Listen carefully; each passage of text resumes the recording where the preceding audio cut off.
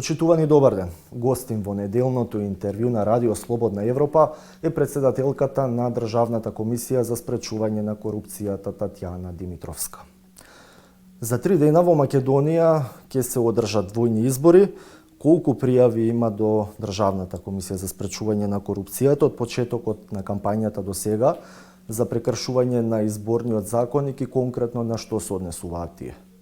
Веднаш по нашето именување, односно именување на сегашниот состав на Државната комисија за спречување на корупција, се распиша претседателските, односно парламентарните избори. Сметаме дека овој период е комплексен од аспект на надлежностите кои што ги има Државната комисија, но од друга страна сметам дека сме подготвени да одговориме на сите овие предизвици, имајќи го во предвид нашето досегашно искуство во делот на изборните процеси. Сепак гледано од аспект на антикорупционер, финансирањето на политичките партии и изборните кампањи од секогаш представувало сфера на интерес, сфера на влијанија, притисоци, злоупотреби на положби и функции за избор на победа, односно освојување на власт. Од денот на распишување на претседателските, односно парламентарните избори до денес, мај, во оформени се вкупно 45 предмети од областа на спречување на корупција. Дополнително примени се околу 400 барања од државните институции во однос на барање мислење за постапување во делот на што смеат, односно што не смеат да прават додека трае изборниот процес, односно изборната кампања. Од оваа бројка 45 предмети кои се однесуваат на постоење на сомневање за сторени прекршувања во изборниот процес, оформени се вкупно 41 предмет, односно пријава, кои се однесуваат на постапки од работен однос, сомневања за постоење на вработувања, покренување на дисциплински постапки, прекин на работен однос, 21 предмет има оформено ДКСК по овој основ, 4 предмети се однесуваат за постоење сомневање за извршени вонредни исплати од страна на државните институции, за одржување на јавни настапи, 2 предмети, во однос на изградба, односно реконструкција на објекти, 1 предмет и во однос на злоупотреба, постоење сомнење за злоупотреба на користење на службено возило, 1 предмет. Останатите 12 предмети се однесуваат на активности за предвремено започната изборна кампања, дополнително ангажирање на вработени лица од државни институции за потребите на изборната кампања, избори на членови во управни одбори и училишни одбори. Исто така, ДКСК по собствена иницијатива оформи 2 предмети. Едниот предмет се однесува на набавката на хеликоптери за потребите на Министерство за одбрана. Едниот предмет беше оформен за набавка на медицинските возила. И исто така имавме постапување по еден приговор поднесен од организатор во изборната кампања во однос на продолжување на постапка за вработување. Во однос на пријавата што ја споменавте, Агенцијата за суди и за јавни обвинители, како заврши таа постапка? Оваа постапка се однесуваше за јавниот оглас, кој што Управниот одбор на Академијата за суди и јавни обвинители го имаше распишано за вработување на 130 идни јавни обвинители и суди. Меѓутоа, со последната постапка пред Висшиот управен суд,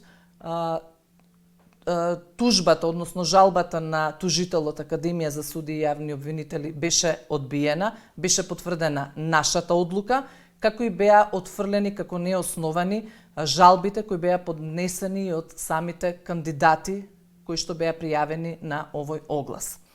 Оваа одлука, која донесе Висшиот управен суд, претходно управниот суд, не охрабрува и ни дава поттик и понатаму посветено да си ја вршиме нашата работа и секако да ја охрабриме довербата која што имаме добиено во назначување на овој состав на оваа комисија, а со тоа и даваме надеж дека сите надлежни институции ќе имаат поголем интерес во постапување по нашите пријави, односно предмети кои што ќе ги доставиме до надлежните институции. Што ќе се случува сега после одлуката на Висшиот управен суд? Да, со ова не завршува постапката пред Државната комисија за спречување на корупција, согласно нашите законски надлежности и обврски. Во рок од 15 дена од правосилност на оваа одлука имаме обврска да покренеме иницијатива за покренување одговорност кај надлежните институции. Тече рокот за спроведување на оваа активност и во законски утврдениот рок ќе ја испочитуваме оваа законска обврска.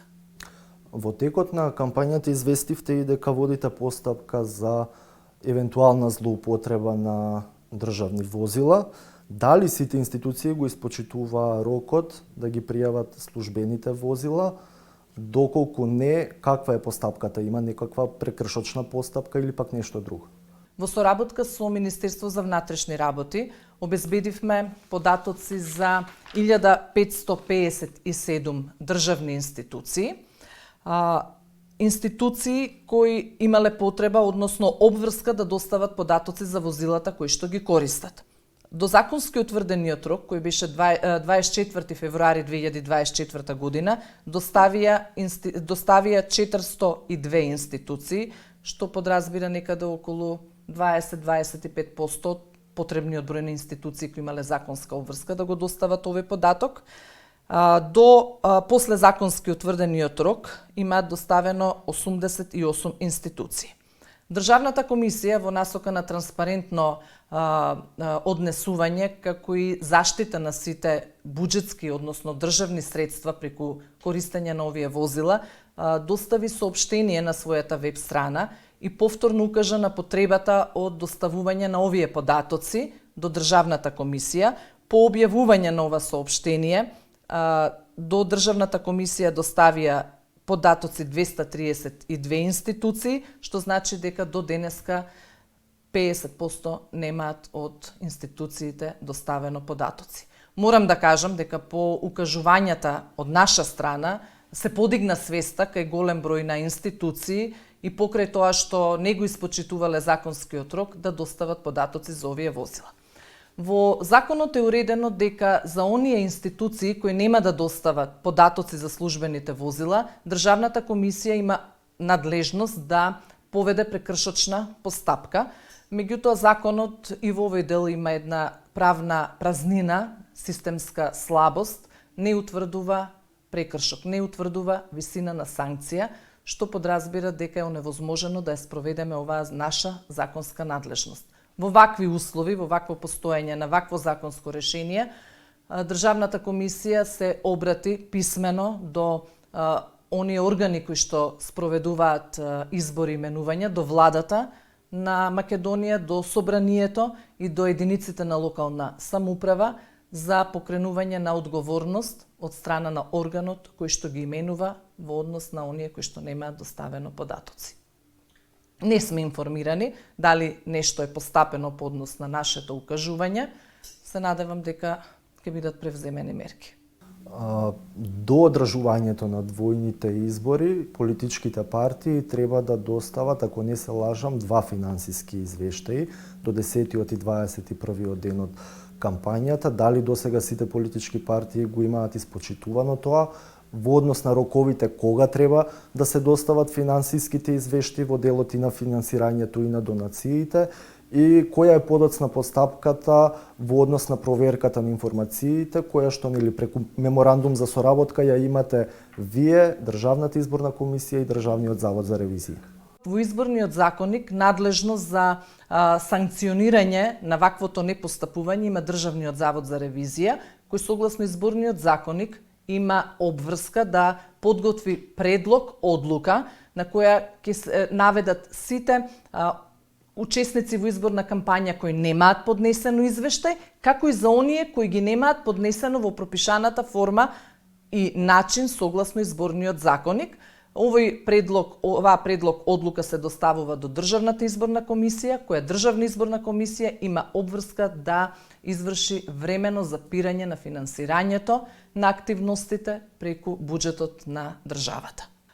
Морам исто така да истакнам дека сме надлежни за контрола и следење на финансирањето на учесниците во изборната кампања со поддршка на меѓународната организација ИФЕС, која распиша оглас односно повик за ангажирање на аналитичари. Во Државната комисија со поддршка на ИФЕС се ангажирани тројца аналитичари кои што работат на анализа на сите податоци кои што се содржани во сите одделни извештаи за финансирање на изборната кампања. Исто така, по закон имаме можност, односно пристап до електронски пристап до сите сметки на учесниците во изборната кампања, обезбеден ни е таков пристап, со што ќе го следиме финансирањето во делот на дозволени лимити, во делот на недозволени лимити, односно недозволени извори на донации од страна на правни или физички лица. По завршување на изборната кампања имаме законска обврска во рок од 60 дена да изготвиме посебен извештај со утврдени нерегуларности од финансирањата во изборните процеси. Сега е се уште рано, бидејќи во тек е сепак изборната кампања и се спроведува анализа на овие податоци паралелно со директниот пристап до сметките на сите учесници во изборната кампања. Новиот состав на антикорупцијска досега има одржано едно 5 седници, ако не се лажам. Можете ли да истакнете кои позначајни одлуки ги имате донесено во изминатиот временски период? Бидејќи во тек е изборна кампања, приоритет и согласно кратките законски рокови кои што се утврдени во изборниот законник по постапување за вакви приговори поврзани со изборни процеси, во најголем дел се разгледуваат сите изборни предмети, за кои што се надевам дека дали наредната недела ќе имаме јавна седница на која ќе известиме за одлуките по овие постапувања. Секако дека превземавме релативно голем број на предмети од претходниот состав, по истите е продолжено да се работи. Еден од тие предмети за кои што говорите во однос на тендерите и закупот кој што го изврши Државната лотарија на Република Северна Македонија, тој предмет остана од претходното раководство. Може ли да кажеме дали напредува истрагата и кои се досегашните наоди? Точно, тој предмет е наследен од претходниот состав на Државната комисија. Пред завршување на мандатот истиот е проширен и со закупот. Во тек е разгледување на овој предмет, се утврдува фактичката состојба и повторно ќе кажам, не би ги откривала деталите. Постапката е во тек, се имаме обратено до надлежните институции за обезбедување на потребната документација. Дали е доставена? Мислам дека е доставено дел од документацијата, меѓутоа станува збор за доста обемен предмет кој што бара и обезбедување на пообемна документација за која е потребно време на нејзино доставување и разгледување од наша страна. По завршувањето на мандатот од минатиот состав, председателката Ивановска информираше дека од 56 иницијативи за кривично гонење кои што се доставени до обвинителствата во земјата, ниту едно не е процесуирано, освен сега ако го иземеме предметот за Агенцијата за млади и спорт. Дали во меѓувреме е променета оваа бројка, се намалила од 56 и генерално како вие го оценувате неприфаќањето на иницијативите од страна на обвинителството?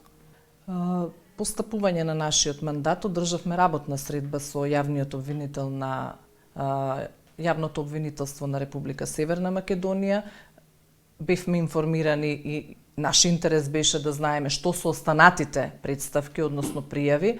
Бевме информирани дека за околу 22 предмети во теке спроведување на активности, односно работа по истиот, што значи очекуваме дека ќе имаме произнесување по поголем број на пријави доставени од Државната комисија, од јавното обвинителство. Секако дека наш успех ќе биде секоја наша пријава поднесена до јавното обвинителство да заврши со позитивна судска одлука.